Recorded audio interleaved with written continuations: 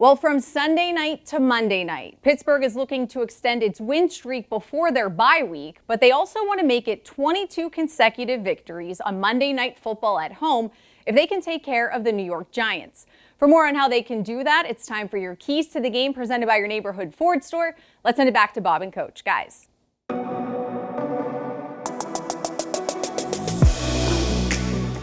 Hey, Missy, thanks very much. Coach Tomlin is here with the keys to the game. This team, as I said, has 2 wins, both on the road, so they seem to have more productivity. They're 0-4 at home. What makes them dangerous, especially they went to a place like Seattle and won?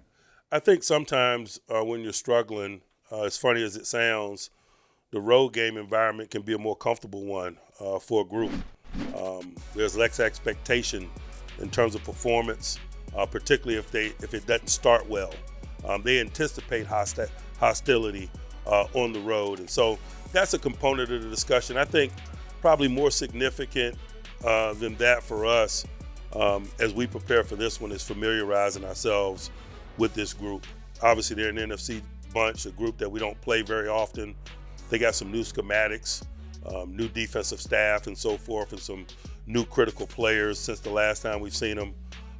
And so for us, the week has been about familiarizing ourselves with who they are from a talent perspective and how to minimize this dominant rush, how to minimize the negativity that their front can create, guys like Dexter Lawrence. And you get behind the chains, that's how you tee them up for really good performance. And so that's something that's had our attention. And then on the other side, some of the new critical pieces like Neighbors, which we mentioned, we better get familiar not only with their talents, but how Brian is infusing their talents into their system of offense. And so they have our attention because of their unfamiliar.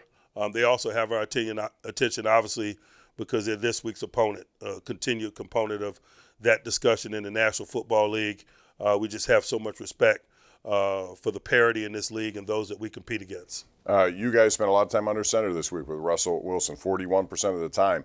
That play action is a big component. What can you take from that and move to another level of success with that? You know, it's more the same for us. It is an evolution of our schematics and finding the appropriate sweet spot week in and week out to highlight our collective and individual talents, and as you mentioned, Russ, but also the schematics of those that we play. Week in and week out, whether we're under center or not, sometimes has very little to do with our intentions or what we're trying to get done, and more about what our opponents might do when faced with those circumstances. And so, you know, there's a trajectory and there's a building, if you will, of a personality, but that personality is subject to change week in and week out, just simply because of the schematics or the agenda of those that we compete against. Coach, thanks very much. All the best to you on Monday night.